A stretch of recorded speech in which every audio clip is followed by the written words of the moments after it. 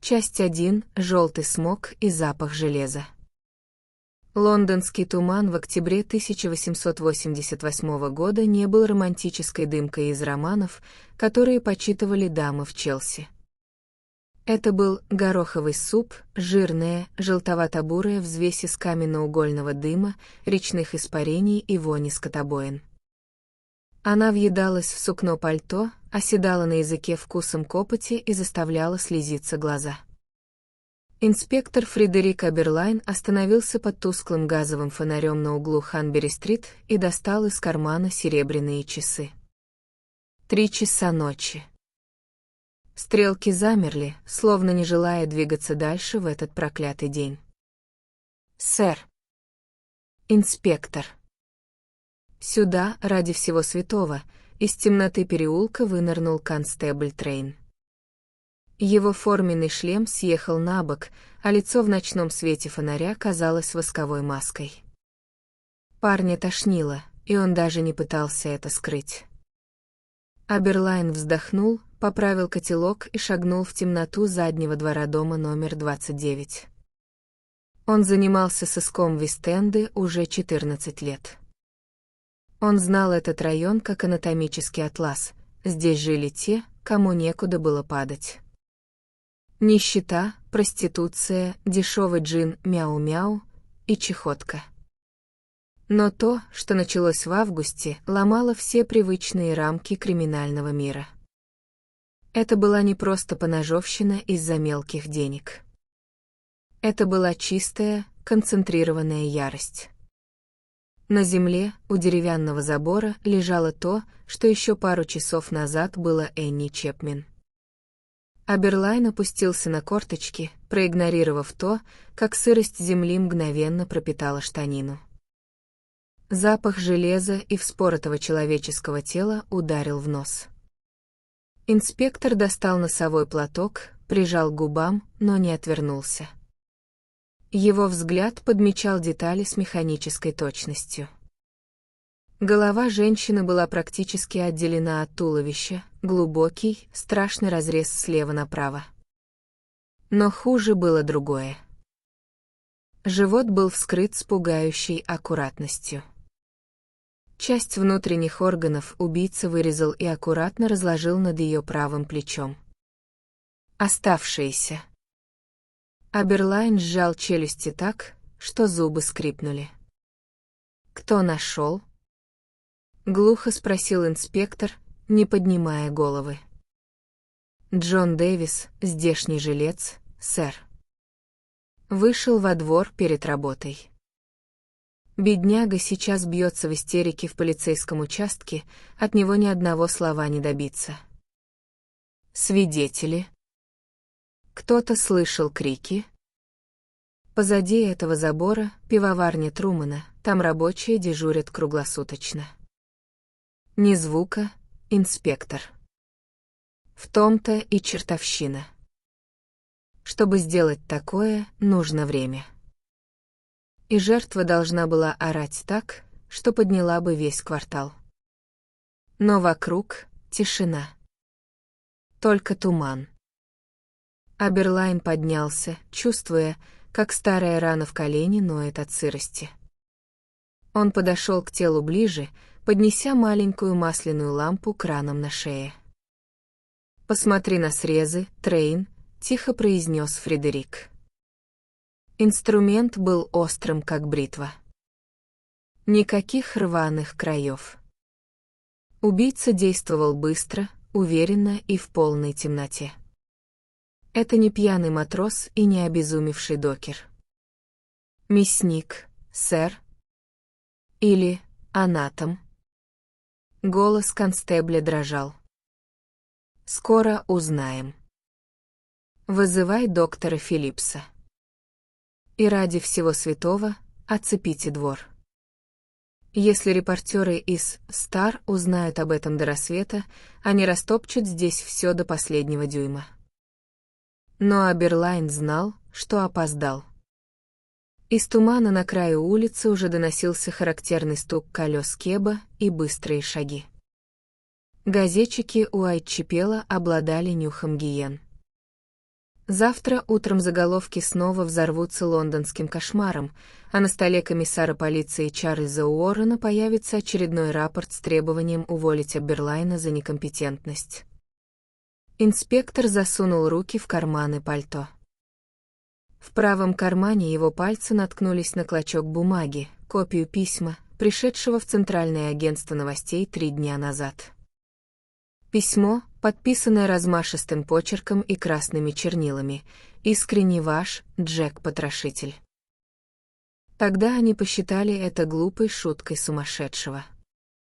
Теперь, глядя на то, что осталось от Энни Чепмен, Аберлайн понял, автор письма не шутил. Игра началась, и полиция Скотланд-Ярда уже проигрывала в ней по всем статьям. Часть 2. Чернила и чугун. В кабинетах Главного управления полиции на Большой Шотландской верфи пахло кислым элем, дешевым табаком и конторским клеем. К полудню воздух здесь становился настолько плотным, что его, казалось, можно было резать ножом для бумаги. Фредерик Аберлайн сидел за своим дубовым столом, заваленным рапортами, картами из стенда и медицинскими заключениями. Напротив него, заложив руки за спину, стоял сэр Чарльз Уоррен, комиссар столичной полиции.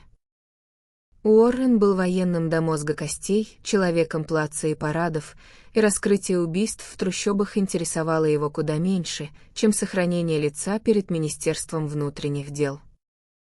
Вы понимаете, Аберлайн, что «Таймс» называет моих констеблей слепыми щенками в тумане. Уоррен резко повернулся, звеня медалями на мундире. Королева Виктория лично прислала мне записку. Она выражает обеспокоенность. Улицы Лондона принадлежат короне, а не этому мяснику. «Сэр, мои люди работают по 16 часов в сутки», — спокойно ответил Аберлайн, хотя внутри у него все клокотало от усталости. Мы проверили каждую скотобойню в радиусе 3 миль. Опросили 200 мясников, кожевников и подмастерьев. Проблема в том, что уайтчепелские шлюхи не доверяют полиции. Они не говорят с нами. А те, кто готов говорить, врут ради пинты джина. Уоррен подошел к столу и бросил на него пачку свежих газет. Они называют его Джеком. Это имя теперь на каждом углу. Мальчишки-газетчики зарабатывают состояние на крови. Если в течение 48 часов у меня не будет подозреваемого, инспектор, вы отправитесь патрулировать доки в Плимуте. Вы меня услышали? Так точно, сэр. Аберлайн даже не поднял глаз. Когда Уоррен вышел, хлопнув дубовой дверью, инспектор устало потер переносицу. Полномочия, приказы, политика. Все это было бесконечно далеко от сырых переулков Уайтчепела, где прямо сейчас остывал след убийцы. Логика против хаоса. Аберлайн разложил перед собой 3 медицинских отчета. Полли Николс. Энни Чепмен. И теперь швея Марта Тебром, убитая еще в августе, которую они сначала посчитали жертвой обычной пьяной драки. Теперь инспектор видел систему. Инспектор вызвал доктора Филлипса. Пожилой патологоанатом вошел в кабинет, держа под мышкой кожаный НССР. От него пахло карболкой и табачным пеплом. «Садись, Джордж», — Аберлайн кивнул на стул. «Скажи мне то, чего ты не написал в официальном отчете для Уоррена. Мне нужна правда, а не формулировки для суда». Доктор Филлипс вздохнул, достал трубку и, не зажигая ее, принялся крутить в пальцах. «Правда в том, Фред, что наш парень не просто безумец. У него чертовски твердая рука. Чтобы удалить матку и мочевой пузырь одним движением, не повредив остальные органы, в темноте, под дождем. Мне для этого в операционной Скотленд-Ярда при хорошем освещении требуется минут 20. Значит, хирург? Или анатом? Или очень хороший мясник, который привык разделывать туши вертикально, на весу. Но есть еще кое-что. Характер надрезов на шее Чепмен. Нападавший стоял сзади, зажал ей рот левой рукой, а правой перерезал горло слева направо. При этом он сильно надавил вниз. Она не успела даже пикнуть. Фред. Кровь брызнула в сторону, противоположную от него. На его одежде могло не остаться ни капли. А как же органы? Он забирает их как трофеи? Аберлайн подался вперед. Или для продажи. Или для каких-то своих, извращенных целей. Но одно я знаю точно, он не остановится. Он почувствовал вкус власти. В этих трущобах он чувствует себя богом, который решает, кому жить, а кому превратиться в кусок мяса. Ночной допрос. Ближе к полуночи Аберлайн спустился в камеру предварительного заключения. Там, на деревянной скамье, сжавшись в комок, сидел Джон Пизер по прозвищу «Кожаный фартук». Местные проститутки клялись, что именно он терроризировал их последние месяцы, требуя деньги и угрожая ножом. Он идеально подходил на роль монстра, еврей-сапожник с угрюмым лицом и тяжелым взглядом. Аберлайн сел напротив него, поставив между ними тусклую лампу. «Ну что, Джон?» — тихо сказал инспектор. «Расскажи мне, где ты был в ночь на субботу?» «Дома, сэр. Клянусь Богом и памятью моей матери, я был дома». Пизер задрожал, его руки в потеках клея затряслись. «Мои брат и сестра могут подтвердить. Я не выходил на улицу. Я знаю, что обо мне говорят эти девки, но я никого не убивал.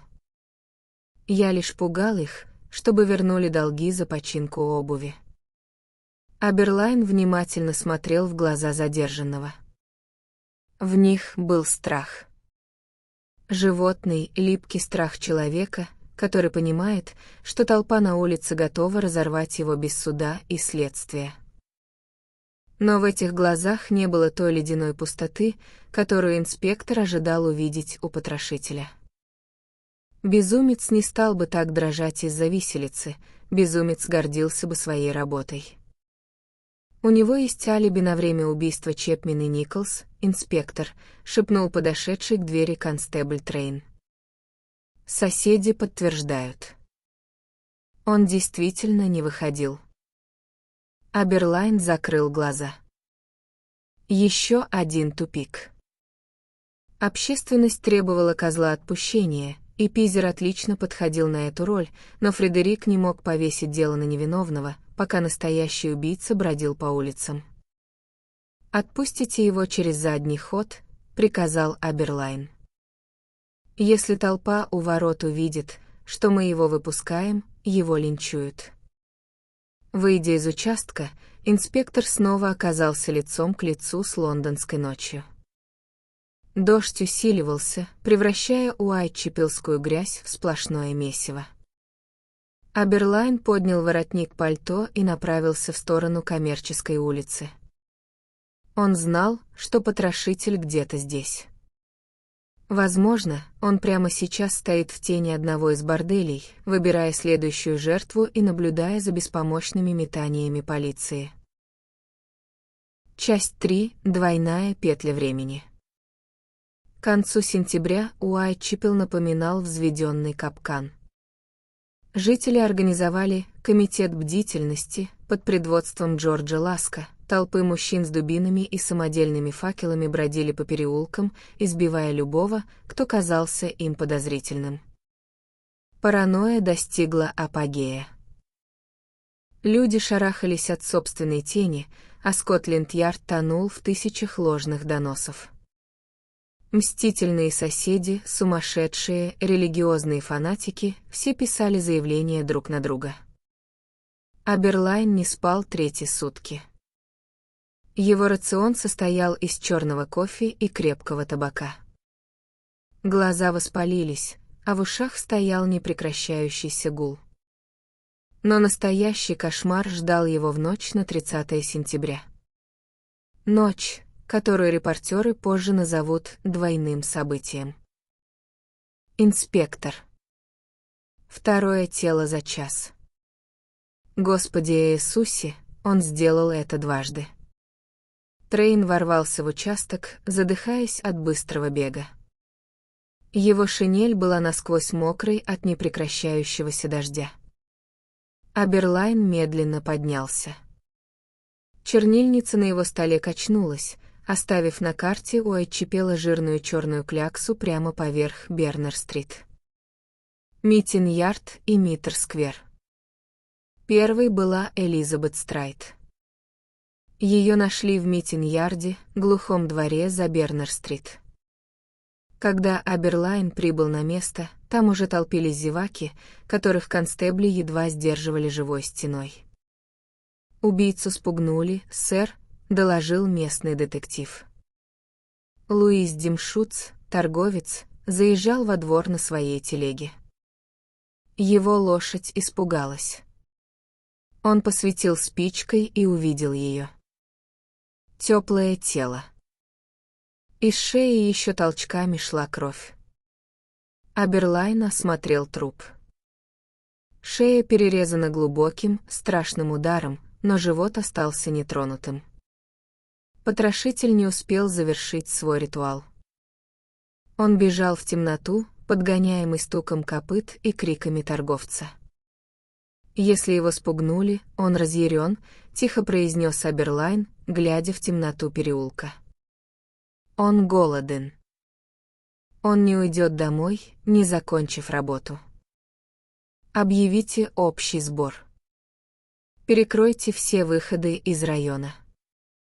Но викторианский Лондон был слишком огромен, а его трущобы слишком запутаны.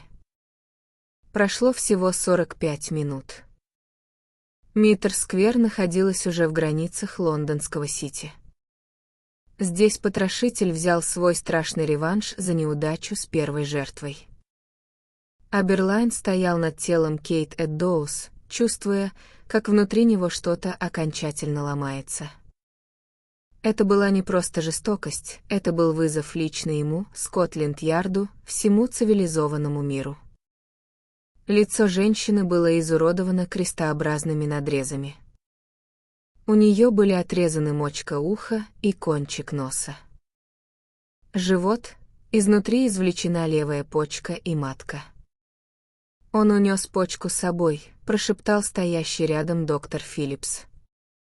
Руки старого врача, видевшего сотни смертей, заметно дрожали. Фред, он сделал это меньше, чем за 15 минут. В кромешной тьме. С анатомической точностью. Это существо — не человек. Ближе к 3 часам ночи пришло сообщение с Гоулстон-стрит. В проходе одного из домов констебль обнаружил окровавленный клочок фартука Кейт Эддоус. Убийца использовал его, чтобы вытереть руки от крови. Но над этим клочком, на кирпичной стене, выведенной белым мелом, красовалась надпись. «The Jews are the men that will not be blamed for nothing». Евреи — это люди, которых не обвинят ни в чем просто так. Вокруг надписи уже разгорался спор. Прибывший на место комиссар Чарльз Уоррен лично приказал стереть ее до рассвета. «Сэр, это улика!» Почти крикнул Аберлайн, загораживая стену собой. «Позвольте хотя бы дождаться фотографа. Этот почерк может вывести нас на него». «Исключено, Аберлайн». Рявкнул Уоррен, его лицо пошло красными пятнами. К утру здесь соберется толпа. Если они увидят это, в Ист-Энде начнется еврейский погром. Мы утопим город в крови ради одной строчки на стене. Стереть. Немедленно. Констебль с мокрой тряпкой подошел к стене. Аберлайн смотрел, как буквы, которые могли быть ключом к разуму убийцы, превращаются в грязные серые разводы. Вместе с ними исчезал и последний шанс поймать потрошителя по горячим следам. Письмо из ада. Через 2 недели после двойного события на адрес Комитета бдительности Уайтчепела пришла небольшая картонная коробка. Когда Джордж Ласк вскрыл ее, комната наполнилась тяжелым запахом гнилого мяса. Внутри, в винном спирте, лежала половина человеческой почки. К коробке прилагалось письмо, написанное корявым почерком. Из ада. «Сэр, я посылаю вам половину почки, которую я взял у одной женщины и сохранил ее для вас. Другую часть я поджарил и съел, она была очень вкусной. Я могу послать вам окровавленный нож, который вырезал ее, если вы подождете еще немного. Поймайте меня, если сможете, мистер Ласк». Аберлайн сидел в своем кабинете, глядя на этот лист бумаги через увеличительное стекло. Медицинская экспертиза подтвердила, почка принадлежала женщине, страдавшей болезнью Брайта. Именно такой диагноз был у Кейт Эддоус. Инспектор откинулся на спинку стула и закрыл лицо руками. Убийца не просто играл с ними. Он наслаждался каждым их шагом. Он был Уайтчепелом. Он был этим туманом, этой грязью, этой безнадежностью. И Аберлайн впервые в жизни ясно осознал, они могут никогда его не поймать. Часть 4. Комната номер 13. Октябрь сменился ноябрем, но легче не стало. Дожди превратили улицы Ист-Энда в сплошное серое болото. Аберлайн похудел, его глаза запали, а табак больше не приносил успокоения, лишь горький привкус на языке. Он ловил себя на мысли, что всматривается в лица прохожих с растущей паранойей. Этот прилично одетый господин в цилиндре? Или тот безумный студент? Или, может, докер с окровавленными руками? Потрошителем мог быть кто угодно. И никто. Утро 9 ноября 1888 года выдалось на редкость тихим. Туман был настолько густым, что скрывал очертания домов уже в 3 шагах. Звонок в дверь участка на Каэр-Мершелл-стрит раздался в 11 часов 30 минут. На пороге стоял Томас Боуэр, рассыльный домовладельца Джона Маккарти. Он не кричал. Он просто дрожал, не в силах вымолвить ни слова, и указывал рукой в сторону Миллерс-Корт. Когда Аберлайн и доктор Филлипс прибыли на место, у входа в узкий, грязный тупик их встретил сам Маккарти. «Я послал Боуэра за рентой к Мэри», — прошептал домовладелец, цепляясь за рукав инспектора. Она задолжала за несколько недель. Он постучал, никто не открыл. Тогда он заглянул в окно. «Господи, инспектор, не ходите туда. Не надо». Аберлайн отстранил мужчину и подошел к разбитому окну комнаты номер 13. Занавеска была отодвинута. Инспектор наклонился, заглянул внутрь и замер. Воздух вокруг него словно заледенел. За 14 лет работы в полиции он видел все виды человеческой жестокости. Но то, что находилось внутри этой маленькой, душной комнаты, не поддавалось никакому человеческому осмыслению. «Ломайте дверь», — хрипло приказал Аберлайн. В отличие от предыдущих случаев, здесь потрошителю никто не мешал. У него было время. Много времени. Тело Мэри Джейн Келли лежало посреди кровати. Убийца практически полностью снял с нее кожу и плоть. Кровать превратилась в багровый бассейн. Отрезанные груди, уши и нос лежали на прикроватном столике. Сердца на месте не было. Убийца забрал его с собой. В камине все еще тлели остатки старой одежды, потрошитель сжигал ее, чтобы получить хоть немного света для своей страшной анатомической работы. Доктор Филлипс зашел в комнату, сделал пару шагов, пошатнулся и оперся о стену. Его вырвало. Он превзошел сам себя, Фред, прошептал доктор, вытирая рот дрожащей рукой. Это не просто убийство. Это деконструкция. Он стер ее личность.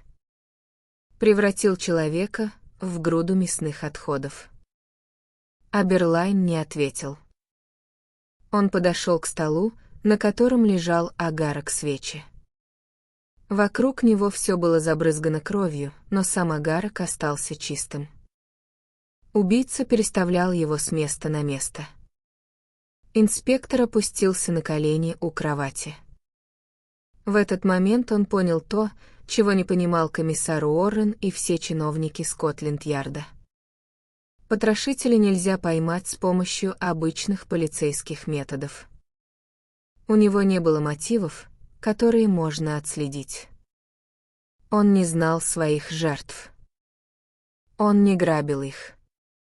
Он был стихийным бедствием, порожденным этими самыми трущобами, этой нищетой и гнилью викторианского Лондона.